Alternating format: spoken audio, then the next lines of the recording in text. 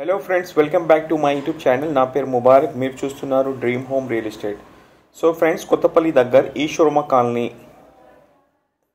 Colony పక్కన కొత్తపల్లి దగ్గరలో రోడ్కి చాలా దగ్గరలో ఈ వెంచర్ ఉంది. ఈ వెంచర్లో ప్లాట్ ఫార్ సేల్ ఉన్నాయి.